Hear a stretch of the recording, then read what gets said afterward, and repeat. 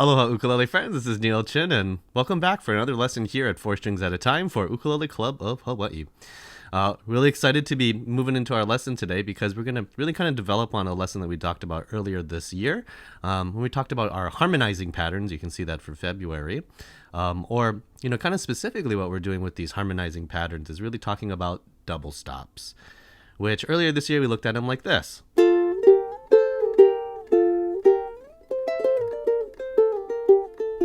Looking at these nice wide intervals, especially if we move to our other strings. And this is a really fun way to add fills, add kind of licks, so to say, in between tunes. And I dare say as you continue to practice them too, you'll start to hear little melodies and maybe even specific songs as well. Nudge, nudge, wink, wink.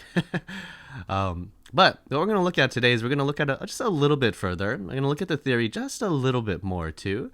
And what we're also going to do is look at another kind of set or another pattern, so to say, for us to travel up the fretboard with. So without further ado, I tell you what, let's just go ahead and jump right into it. Okay? So the general idea here, right, and just to kind of get a little bit of the jargon out first, just a little bit of music theory, is, really one of the most pleasing intervals or, distances between two notes. If we put two notes next to each other, some of them sound really nice, so to say, or very consonant, as we might say in music theory, or some of them might sound very dissonant, where the notes might kind of, fight a little bit. And, I don't want to say good or bad. Maybe I should even take a step back there, because really what this is really thinking about consonance and dissonance. If I play, for example, these two notes, or these two notes, or these two notes. These are relatively consonant intervals as I'm playing thirds and fifths. A lot of our chords that we play are built upon these sounds. But also, too, if I play something like this. Okay. Or if I put two notes next to each other. You can kind of hear the notes kind of almost vibrate, kind of rattle so much. And this, what we're going to equate to is dissonance, or kind of a discordance, so to say, in the harmony that we're creating, which is not necessarily a bad thing. It's one of the things that we use in our harmony all the time, like our lovely G7 chord has a lot of dissonance for being such a pretty sounding chord. And what a great little metaphor for life, right? A little bit of dissonance, so to say, a little bit of contrast goes very far in our lives for experiencing it. And can make the pretty things sound more pretty, right? So in that essence here, what we're going to be looking at are thirds. A lot of the music that we play, tonal music that, really has existed for hundreds and hundreds of years too, is really based upon this idea where we stack thirds, okay? Now, just a little visual guide here. Whoa, would you check that out? My little handy dandy board. Okay, if we were to take a look at something like this, you might recognize this as the C major scale. So that's C, D, E, F, G, A, B, C. And I just wrote it in this little tower over here just to really illustrate that C on the bottom, number 1, is low, and that C on the top, 8, would be an octave above and is much higher in music. Okay. Now, there are other little notes in between. There's a little 1.5, so to say, or 2.5 in between those. But just for the sake of our conversation today, we're going to be strictly using these notes in the C major scale. Okay. Now, simply enough, if we're playing a third on our instrument, what we're going to be doing is we're going to pick a note, let's say C like this, and we're going to, in this case, play the interval of a third above it, which kind of works out really nicely for us here to look at it like this. Okay. If I play the note C and then play the note E next to it or with it, right? This is what we refer to as a third. Okay. And this is the basis for so much of our harmony again, right? As we develop chords, arpeggios, and et cetera, et cetera, et cetera. Okay. But here, very practically speaking, it kind of lines up nicely on our ukulele to think of it like this. Okay. I can, number 1, actually, let me switch up the camera here. Okay. I could even say that this note C on our ukulele, and then playing a third above, well, here, let go here, boop, okay, could be this E, right? C, that's the one that's all the way on the bottom of the tower, and then E comes up over here, higher in pitch, okay? That is a third. And so we can even create a set of double stops from this. Okay. But for our lesson today, what we're going to do is we're going to illustrate this idea over on the E and the A string, because it ends up working really nicely because we're going to be a little bit higher in pitch, especially relative to the other parts of our ukulele. So I'm actually going to have you find the note C, which is over here on the 8th fret on the 2nd string. Okay, and a good opportunity to use these dots on our ukulele too. I think it's easy to use our middle finger here, but of course, as a friendly reminder at the end of the day, whichever finger works best for you. Okay? But if I put my middle finger down here, here's a note C. This is going to be an octave up. And so what I want to do is I want to play an E a third above it. Okay? And in our case over here, it works really nicely to put our index finger, in this case over here, down on the A string and on the 7th fret to grab that E. And with those two notes, we really do, in essence, create harmony. Okay, so just to hear it an octave lower, we went open C and open E. C, E, and here. Okay, it's going to be C. I can't sing that high. But take my word for it, it's pretty high. C and E. Okay. Now, as we can hear, relatively stable. The two pitches ring out really nicely next to each other. Okay? And what we can establish are other sets of thirds. Okay? So we come back to our handy dandy board here. Okay? Okay? For us, okay, what we're going to do is we're going to strictly use these notes again and stay in the key of C. So what we can also see, right? Let's say for example now that we want to play a third above D. Okay? Okay? I know, for you music theory people out there, probably a couple of bells are ringing here because there's a little bit of extra detail that we can look at, okay, for what kind of third. But just for now, I'm going to put a pin in that thought, okay? Because a good way to think about this is that now, all of a sudden, this D note is our new number 1, which would mean that this would be number 2, and this would be number 3, which, I think kind of gives it right here. A third above D, in our case for the key of C, okay, would be playing the note D, and playing the note F. Okay. Now, we listen to that on our ukulele over here again. Coming back. Boop and boop. Okay.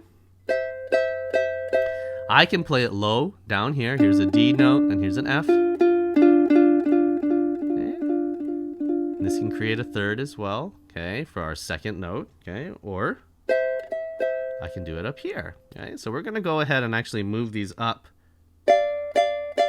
a little bit higher on our ukulele. And I like this here as kind of a little ergonomic way of moving up the fretboard because as you can see, I'm now placing my middle finger on the 10th fret. Got a dot here as well, kind of hiding behind my finger. And then in this case, I'm placing my index finger down on the note F, which is on the 8th fret. And I think this ends up being a really kind of convenient motion for our fingers. So if I'm here in C, okay, if I just slide them up, and a good way to note this again, no pun intended, right, is that there's an extra fret in between our two fingers here. That sounds kind of nice. Okay. And effectively, we can continue to do this for all the other notes in the scale. Okay, and they line up really nicely because just technique-wise, what ends up happening for our fingers is they end up being in one of two positions, just like as we were talking about earlier in our lesson earlier this year, I should say. Okay, so they'll either look like this, where they're kind of right next to each other, or they're going to look like this, where they're right next. Well, one fret apart from each other. Okay, but again, on their still respective strings. So here, we're going to say is position 1, playing C and E. If I go up, this would be position 2, right? As I'm playing the notes D and F, those two notes moving in concert with each other. Beautiful thing here is that we go to the 3, the third note, C, D, E. Okay, speaking of, what we can do is take this whole position and just move it up. Same thing, the frets in between. And we play those two notes. We have the note E and we have the note G here, which is another lovely third. Okay. So here, listen to this. We have the 1, we have the 2, and we have the 3. And we can even go backwards.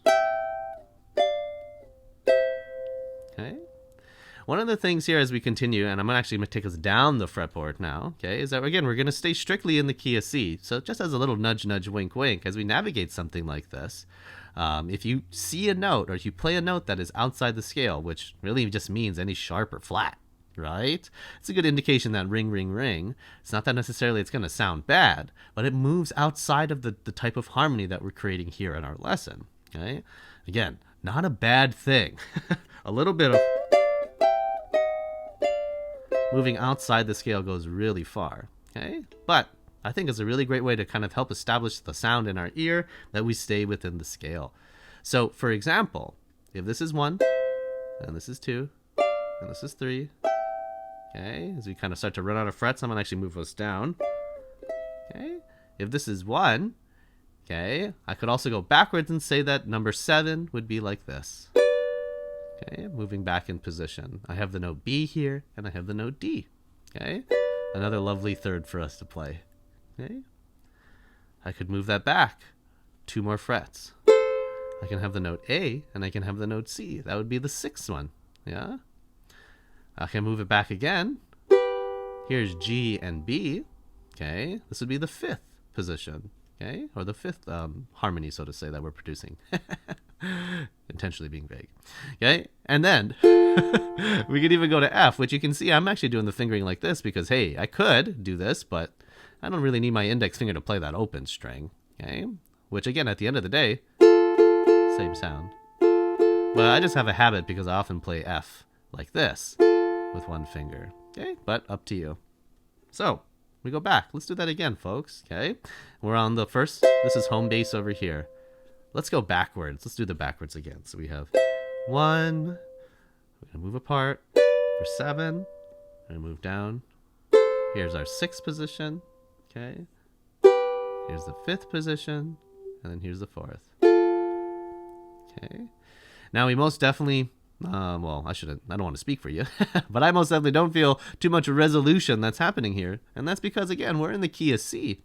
So one thing to do here as we continue to practice these, because that basically covers all of them, is just move up and down them, right? And if you can, try to create some form of resolution, because, of course, my friends, as you practice, you should always be making music.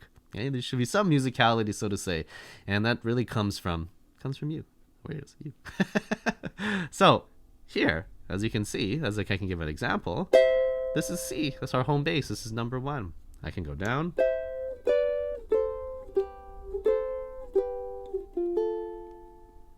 Okay, but if I want to resolve, it's really comfortably here on C. Okay, I can go up. Hey, if you want to really move up here too, that the world is your oyster. Everything resets after the 12th fret.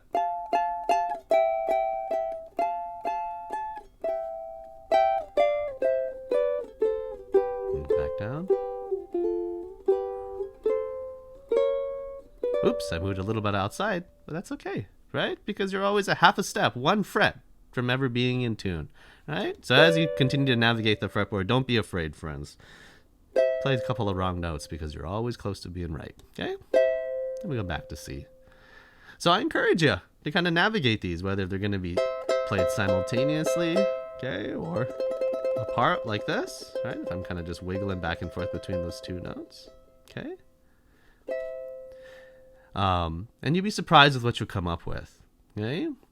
Now, last but not least, just on a very practical way, not all our songs are in the key of C, so if we want to move these positions, which I encourage you to stay in C for a little while to get comfortable with them, okay?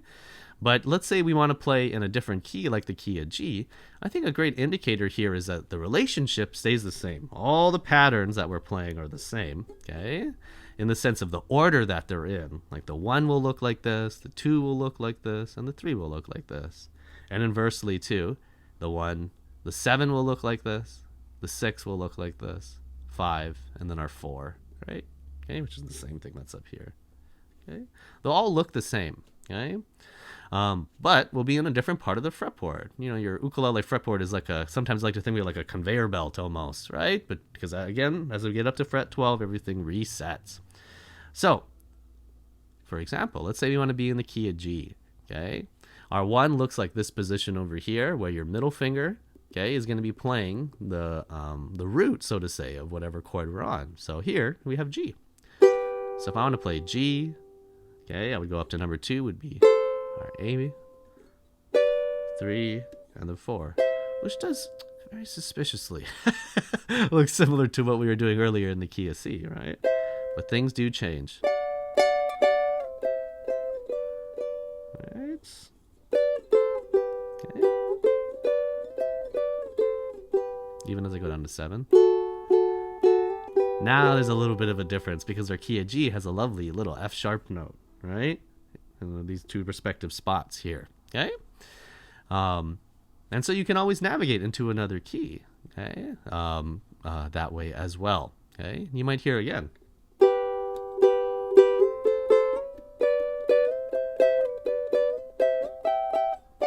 I don't know, little songs, so to say, that might pop out of your fingers.